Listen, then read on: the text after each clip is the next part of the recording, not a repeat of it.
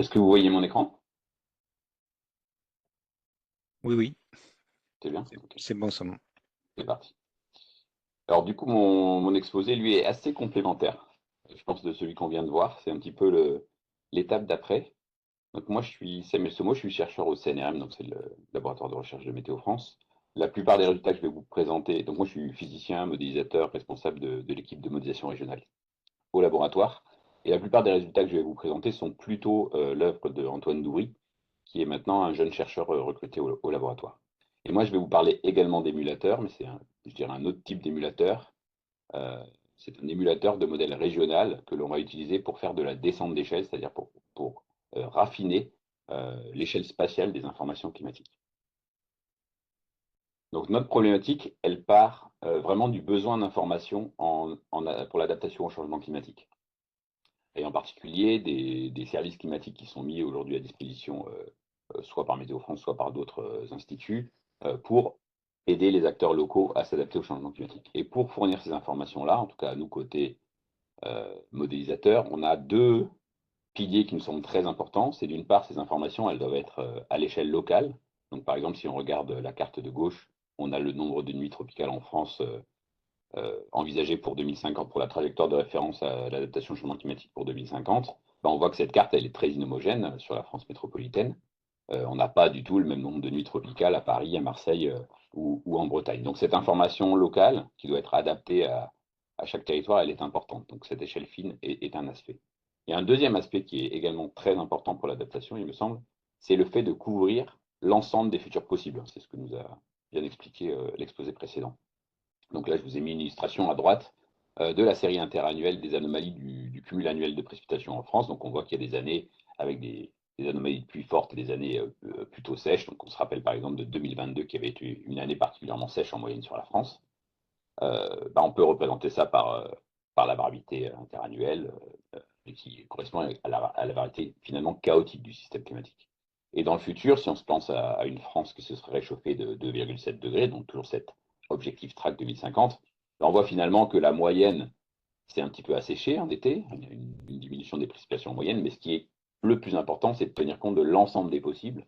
Et on voit avec les barres noires que certaines années pourraient aller jusqu'à un déficit de 60% de précipitations, tout en ayant des années qui vont jusqu'à plus de 60. Donc en fait, c'est l'ensemble de ces possibles qu'il nous faut explorer. Et donc quand on a ces deux contraintes, en même temps l'aspect fine échelle et l'aspect exploration de l'ensemble des futurs possibles, on se retrouve avec un problème avec les chaînes de modélisation actuelles. Donc en effet, quand on essaye de donner, enfin, de préparer de l'information climatique pour l'adaptation, on a ce type-là de chaînes de modélisation. Donc on part de scénarios socio-économiques, les fameux RCP ou SSP, qui sont préparés par les économistes. Ces scénarios forcent des modèles globaux qui sont souvent de basse résolution, mais globaux, c'est-à-dire qui sont très exhaustifs dans l'ensemble des composantes du système Terre qu'ils prennent en compte.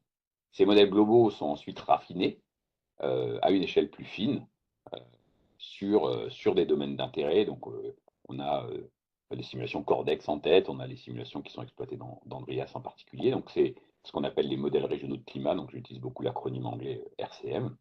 Et puis ensuite, les simulations issues de ces modèles à fine échelle vont être synthétisées, corrigées pour amener à l'information pour l'adaptation. Il a été démontré, c'est bien synthétisé dans le dernier rapport du GIEC, que les modèles à fine échelle apportent une valeur ajoutée à l'échelle locale pour l'information qu'ils sont capables d'amener, et aussi pour certains événements extrêmes, en particulier les événements de précipitation. Le problème, c'est que ces modèles numériques, puisqu'ils sont très, très résolus, sont aussi très chers, et donc en fait, on ne peut pas aujourd'hui explorer l'ensemble des futurs possibles avec ce type de chaîne de modélisation. Donc c'est un problème de très très longue durée dans ma communauté de modélisation régionale du climat. Et donc, on a de tout temps essayé de couvrir l'ensemble de ces incertitudes futures, mais sans vraiment y arriver. Et donc, on estime qu'on a un besoin d'une solution à bas coût qui viendrait en fait finalement compléter les simulations à base physique. Et c'est pour ça on a proposé avec l'émergence des réseaux de neurones il y a quelques années d'émuler statistiquement, avec des réseaux de neurones, le comportement d'un modèle régional en apprenant sur des simulations, donc des paires de simulations modèle global, modèle régional qui existent, et cela dans une grande variété de climats. Donc on va apprendre dans le passé, on va apprendre dans le futur, on va essentiellement apprendre dans des scénarios de très fort réchauffement pour être sûr que le modèle l'émulateur ne va pas extrapoler ou inventer des choses qu'il n'a pas vues, il apprend dans l'ensemble des futurs possibles et des passés possibles en termes de climat, et va donc pouvoir ensuite démultiplier les simulations et nous permettre d'explorer les incertitudes.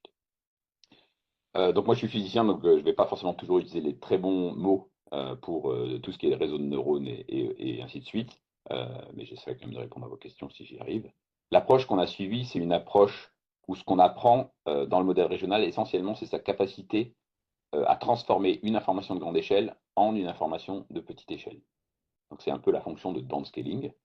Et on s'est placé, en suivant les idées de Wang 2021, dans un cadre d'apprentissage en mode parfait. C'est ce qu'on voyait sur le graphique de gauche. Dans la phase d'entraînement, on utilise une simulation régionale à fine échelle, et cette simulation régionale, elle donne en même temps l'information de petite échelle, et en même temps on la dégrade pour qu'elle donne l'information de grande échelle. Donc on apprend dans ce mode parfait, et ça nous a été enfin, ça a été très positif finalement, ce choix-là, même s'il était beaucoup discuté dans la phase d'application. On a commencé, nous, il y a quelques années, donc on n'avait pas forcément tous les réseaux architecture de neurones qui existent aujourd'hui. On a utilisé un UNet qui est assez classique et que l'on a modifié pour permettre la création d'images à très haute résolution en sortie, mais aussi en bas du UNet, je ne sais pas si vous voyez ma souris, mais en bas du U du UNet, on a pu ici rentrer des forçages en mode série temporelle unidimensionnelle, tels que les gaz à effet de serre ou le jour de l'année, pour que le réseau sache également où il est dans le temps. Donc c'est un réseau qui a 25 millions de paramètres. On utilise sur un GPU 3 heures pour l'entraînement, donc ce n'est pas un réseau très coûteux. Et on met 1 minute pour prédire 100-150 années de données. En entrée, on met pas mal de variables, donc des séries temporelles de cartes 2D tous les jours. Aujourd'hui, on a 17 variables 2D qu'on normalise d'une manière adéquate pour le réseau, et puis des séries unidimensionnelles, comme je vous le disais. Et en sortie, on a sur ce domaine-là, mais on a travaillé sur pas mal de domaines différents, là c'est le domaine France hexagonale complet, on a sur ce domaine-là, à 12 km de résolution, la température de surface et les précipitations à l'échelle quotidienne. Donc 12 km de résolution, c'est la résolution native du modèle régional qu'on utilise pour l'apprentissage. Et donc, comme au laboratoire, on avait de grands échantillons de simulation, on a pu en utiliser certaines pour apprendre et d'autres pour vérifier. Donc, d'abord, quelques illustrations de comment ça marche, c'est-à-dire est-ce que finalement, visuellement parlant, l'émulateur est capable de reproduire quelque chose qui ressemble à un modèle régional. Donc là, on vous a pris juste un jour aléatoire avec le modèle régional à gauche, l'émulateur au centre. Est-ce qu'aurait un modèle avec une résolution dégradée, donc un petit peu ce que nous a montré Amaury finalement juste avant, c'est un peu la résolution des modèles globaux et la manière dont il voit la France aujourd'hui. Et donc le modèle, enfin, en tout cas en termes visuels, l'émulateur se débrouille bien. En bas, j'ai mis une série temporelle sur un point à Majorque, avec en bleu la série temporelle quotidienne pour une année donnée, qui aurait été vue à basse résolution. Donc le GCM, il ne voit pas très bien Majorque parce que à basse résolution, il voit quelque chose qui est un mélange entre la terre et de la mer. Donc en particulier, il n'est pas assez froid l'hiver et il n'est pas assez chaud l'été. Le modèle régional en rouge arrive à faire cette transformation liée à ce forçage de contraste terre-mer. Et l'émulateur s'en sort plutôt bien, donc il n'est pas parfait, mais il a la dynamique jour à jour, il a une bonne représentation générale des extrêmes. Alors je ne vais pas le redire à chaque slide, mais en gros ici, l'apprentissage s'est fait sur un triplet scénario 1, GCM 1, modèle régional 1, et on a la vérification sur une simulation évidemment qui n'a pas été vue dans l'apprentissage et où cette fois-ci c'est le scénario qui a été changé. Donc on avait appris sur un scénario fort et on évalue sur un scénario intermédiaire. En termes de précipitation, donc pareil comme Amaury, on nous avait aussi dit qu'on n'y arriverait pas, que c'était une variable beaucoup plus compliquée. Et finalement, l'émulateur s'en sort plutôt pas mal. Et ici, on a sorti des séries temporelles sur un an, sur 3 points avec des climatologies de précipitation vraiment différentes. Donc un point très haut dans les montagnes suisses, au-delà de 2000 mètres, Paris, où il pleut très fréquemment, et puis Rome, où il pleut beaucoup moins souvent, en particulier en été, il pleut quasiment jamais. Mais en automne, quand il pleut fort, il peut pleuvoir extrêmement fort, comme on voit ici dans cet événement d'octobre.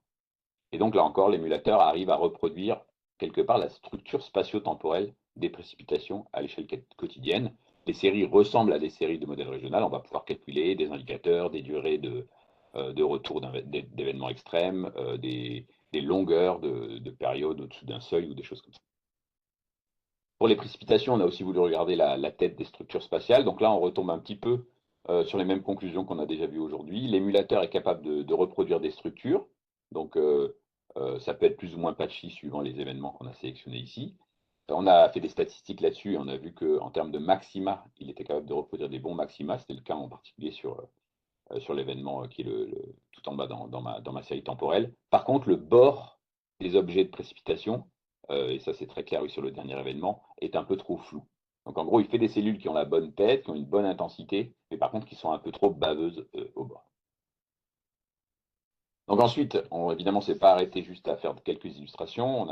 On a deux papiers qui synthétisent les résultats de cet émulateur pour les températures et pour les précipitations. On a beaucoup de statistiques dans ces papiers, donc je vais essayer de vous faire ça rapidement. Ici, on a des cartes de température en moyenne sur 20 ans, donc on peut dire que c'est un peu la climatologie moyenne du modèle et de l'émulateur. On voit que les deux cartes se ressemblent vraiment fortement. On a ici des statistiques, donc c'est la moyenne en M et le superquantile, en gros la valeur des 1% les points les plus froids et des 1% les points les plus chauds. On voit que l'émulateur est parfait sur ces grandeurs-là. On a aussi des statistiques en RMSE, mais c'est un peu moins parlant. Et la carte de biais est vraiment faible avec des maximums d'erreurs qui sont de l'ordre de 0,3 degrés Celsius, donc c'est très faible. On a regardé si l'émulateur était également capable de reproduire les extrêmes. Donc là, c'est la valeur du quantile 99, donc ce n'est pas très extrême, mais c'est l'événement qui arrive une fois tous les 100 jours. Et là, encore une fois, on voit qu'en moyenne, l'émulateur se comporte bien, qu'il a la bonne structure spatiale, et que si on regarde sur la carte les événements, le 1% des événements les plus chauds, par exemple dans la vallée du Pô, ou ici dans la vallée de l'Èbre, ou sur la Sardaigne, l'émulateur est capable de reproduire ces locaux, ces extrêmes plus locaux. Voilà, donc on est plutôt content jusque-là. On a également regardé comment l'émulateur reproduisait le signal du changement climatique, puisque quelque part, c'est quand même ça qu'on veut lui faire faire à la fin. Donc là, je vous montre les changements de température entre la fin du 21e siècle et le climat d'aujourd'hui, dans le modèle régional à gauche et dans l'émulateur au centre. Là encore, alors la palette de couleurs ne rend pas un bel hommage aux structures spatiales, mais il y a une structure spatiale, il y a des points qui se réchauffent plutôt à 1 degré, d'autres plutôt à 2 degrés dans ce scénario intermédiaire. Et l'émulateur arrive à reproduire ça, les statistiques parlent de manière assez claire là-dessus.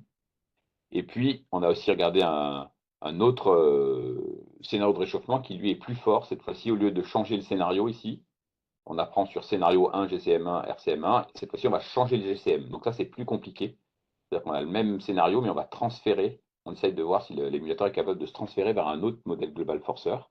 Et là, ça se passe également relativement bien. Donc, c'est un scénario qui produisait un réchauffement plus fort. L'émulateur est capable de faire ce réchauffement plus fort, avec par exemple un réchauffement plutôt plus faible au pied des Pyrénées qui reproduit, un réchauffement plutôt plus fort au sommet des Pyrénées, ce qui est quelque chose d'attendu, et que le modèle est également capable de faire. On a quand même quelques points un peu aberrants au sommet des Alpes, probablement liés à la présence de neige euh, qui est pas bien reproduit dans l'émulateur. Il faudra qu'on travaille sur ces points un peu anormaux. Donc, on a présenté avec Antoine assez souvent ces résultats. Et maintenant, on a quelque chose de nouveau. On a la première application de cet émulateur dans un cadre intéressant, on va dire, où on peut vraiment avoir une exploitation. Jusque-là, on était beaucoup dans le développement de la méthode et dans sa validation. Et donc, on a produit un grand ensemble à haute résolution pour explorer l'incertitude, en particulier celle liée à la variabilité interne, donc l'aspect chaotique, qui est une des sources d'incertitude qui est très peu explorée en modélisation régionale du climat. Donc, quelque part, on a finalement couplé notre émulateur à quelque chose qui pourrait être les émulateurs de Amaury. On pourrait enchaîner nos deux types d'émulateurs peut-être un jour. Donc, ce qu'on a comme grand ensemble, c'est un ensemble où cette fois-ci, là, on a pris un modèle physique, donc c'est le CNRM, le modèle un des GCM du CNRM qui a 150 km de résolution, donc qui est utilisé dans CMIP, qui a 22 membres dans la période historique, qui a 30 membres sur ce qu'on appelle le futur proche, donc entre 2015 ici et 2040. Ça commence à faire un ensemble vraiment important, parce que c'est 30 membres pour chacun des 4 scénarios SSP. Donc, sur cette période, comme les scénarios ne sont pas très divergents, c'est comme si on avait un ensemble de 120 membres. Et au-delà de 2040, on a plutôt 24 membres, aux 6 membres par scénario. Là, les scénarios commencent à diverger, les scénarios socio-économiques. Et donc, on a, on va dire, 6 membres par scénario. Donc, avec ce grand ensemble qu'on a donc raffiné à échelle de 12 km, donc il a fallu une nuit pour faire la production. Hein. C'est une production qu'on serait incapable de faire, nous, au labo, avec notre modèle physique. Mais là, pour l'émulateur, ça a été une nuit de calcul. On a ce genre de résultats. Donc, je vous montre deux applications. C'est des études qui sont en train de démarrer, donc qui ne sont pas finalisées. D'abord, on s'est posé la question de la chaleur pendant les JO de Paris en 2024. Savoir s'il était possible, s'il était probable et quel était le niveau de probabilité d'avoir une quinzaine, donc 15 jours d'affilée, une durée de JO, aussi chaude que celle qui avait été observée en 2003. Ici, on a la série interannuelle de la température de cette quinzaine la plus chaude de l'été. En 2003, on se situe ici, on avait un autre record précédemment, donc c'était extrêmement chaud. Avoir ce type-là de température pendant les JO de Paris a été vraiment difficile à supporter pour les sportifs, mais aussi pour les supporters probablement. Et donc ensuite, en noir, donc en rose, c'est les observations, et en noir, c'est ce grand ensemble simulé avec les 22 membres au départ, et puis ici, 120 membres qui sont agglomérés après 2015. Donc en bas, si on passe à des distributions probabilistes de cette température la plus chaude, de la quinzaine la plus chaude à Paris, bah, on voit que 2003 était un événement extrêmement rare dans le monde du modèle. Ici, la distribution bleue, c'est vraiment la distribution statistique qu'on est capable de faire à partir de nos 22 membres. Alors, on pourrait en avoir plus pour avoir une distribution plus lisse. Mais ce qu'on voit, c'est qu'en 2003, dans le monde de 2003, dans le climat de 2003, on avait 1% de chance que cet événement se produise. En 2024, donc à la date des Jeux Olympiques, c'était 4%. Donc ça restait quand même raisonnable, on va dire, d'organiser les JO à cette date-là. Mais par exemple, si on cherchait à organiser les JO de Paris en été, en 2034, on atteindrait 7%. Et là, on commence à faire un pari un peu fort sur le fait que ce type d'événement ne se produise pas. On passe maintenant à un autre cas d'application où cette fois-ci on s'est intéressé à la sécheresse des Pyrénées-Orientales. Donc c'est un déficit de précipitation. Il y a différentes manières de définir la sécheresse, mais on peut la définir par un déficit de précipitation. Et en fait, dans les Pyrénées-Orientales, donc ce petit département ici, juste au nord des Pyrénées, en 2022 et en 2023, on a eu une anomalie négative de précipitation annuelle cumulée extrêmement forte. Ça a été la valeur record. Donc sur cette série temporelle des observations qui est normalisée, ça correspond à moins 1,6 écart type. Et on voit sur la série temporelle depuis les années 60, c'est le record. Et ce record, il a eu lieu 2 années d'affilée. Et donc c'est ça qui a créé la crise importante en particulier, mais pas uniquement bien sûr, mais côté météorologique, c'est probablement une des sources de la crise de sécheresse dans les Pyrénées-Orientales. Et on a regardé encore la probabilité d'avoir comme ça 2 années records d'anomalies de précipitation dans notre grand ensemble. On a regardé sur cette période, ici on a la série temporelle de 1960 à 2100. Sur cette période-là, entre 1960 et 1980, on a obtenu qu'on n'avait aucune chance dans notre ensemble euh, d'avoir comme ça 2 années consécutives en dessous de ce seuil de 1,6 écart type. Sur la période actuelle, entre 2020 et 2024, c'est-à-dire centrée sur la période de la sécheresse réelle, on avait 1% de chance d'obtenir cette sécheresse, donc c'était quand même un événement extrêmement rare. En 2035-2039, on est à 2%, donc c'est quelque chose qui pourrait se reproduire, mais qui reste quand même relativement rare. Et par contre, dans un scénario assez fort de réchauffement climatique, en 2095-2099, on obtient 20%.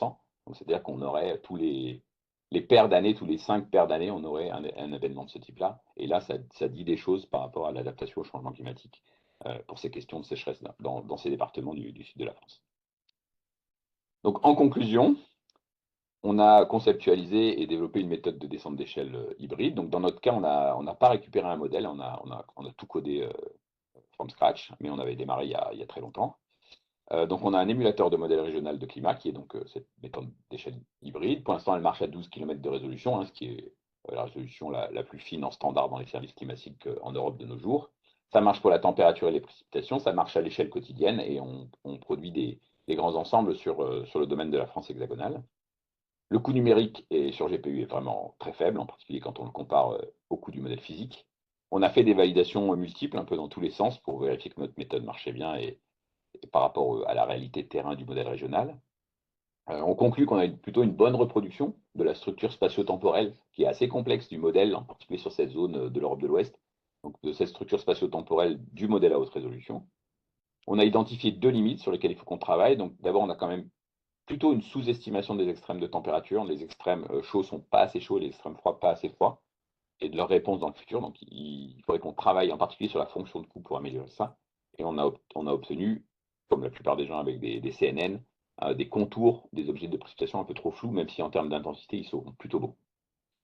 Ensuite, on a beaucoup travaillé sur la transférabilité de cet outil, c'est-à-dire on apprend sur des triplets, scénarios, modèles globaux, modèles régionaux. Il faut qu'on soit capable de changer n'importe lequel de ces membres de ce morceau de la triplette pour pouvoir appliquer ensuite à des simulations qui n'ont pas été réalisées. Donc on a vu qu'on avait une bonne transférabilité quand on change de modèle global, quand on change de membre de ces modèles globaux, quand on change de scénario. Et avec des collaborations avec des collègues de Paris pour l'Antarctique et puis un centre chilien, on a vu qu'on pouvait appliquer cette méthode dans des climats assez différents. Et en ce moment, au laboratoire, on est en train de commencer à appliquer cette méthode sur l'île de la Réunion, qui est un territoire assez à part et très isolé des grands exercices de modélisation. Donc il y a très peu de données disponibles pour l'adaptation au changement climatique. On a produit un premier grand ensemble qu'on est en train de commencer à appliquer. On est en cours de transfert aussi de cet ensemble et de ces méthodes vers les services climatiques, on va dire une version 1 de cette approche. Et dans les développements à venir, on va, grâce à des simulations kilométriques climatiques très longues qu'on a au laboratoire, qui ont été mentionnées en début d'après-midi, on va essayer de passer à l'émulation d'un modèle à échelle kilométrique. On s'intéresse aussi à l'émulation des champs à échelle horaire, ça c'est pour les extrêmes de précipitation. On a une thèse actuellement sur l'idée d'émuler plusieurs champs et de travailler sur la cohérence de ces champs, ce qui est très important si on veut ensuite, par exemple, forcer des modèles d'impact avec ces simulations. Et on a donc tout un volet de notre activité sur le développement de ces approches pour les territoires ultramarins, en particulier parce qu'on ne peut pas compter sur des initiatives coordonnées internationales la plupart du temps sur ces territoires. Voilà, et je vous renvoie aux 2 articles de Antoine Doury en 2023 et 2024 dans Climate Dynamics. L'un est plutôt sur le concept et la température, et celui de 2024 plutôt sur les précipitations. Voilà, je vous remercie. Merci Samuel. Alors il y a déjà une question dans le chat pour toi. Est-il prévu d'intégrer aussi dans la démarche pour la descente d'échelle la problématique de correction de biais? Adamant CDF-T. Alors, pardon, c'est ce que je voulais faire. Donc c'est une question qu'on a très régulièrement. Pour l'instant, comme on a été beaucoup dans la phase de validation de l'approche, on a voulu séparer la problématique de la correction de biais de la problématique de l'émulation. Donc en gros, comme nos champs ressemblent à des champs de modèles régionaux, on peut très bien appliquer des méthodes de correction de type CDFT, comme on le fait dans Drias, pour la correction en aval. Donc ça, il n'y a aucun souci, on peut enchaîner les 2 types de techniques. Et ensuite, on n'a pas encore commencé à réfléchir comment on pourrait avoir un seul émulateur qui ferait ça. Enfin, il y a des idées, mais en tout cas, on n'a pas commencé à travailler là-dessus. Voilà. On pourrait par exemple fine-tuner, on se dit qu'on pourrait fine-tuner l'émulateur sur des observations réelles et peut-être que ça marcherait en fait. Voilà. Merci beaucoup. Y a-t-il d'autres questions pour Samuel?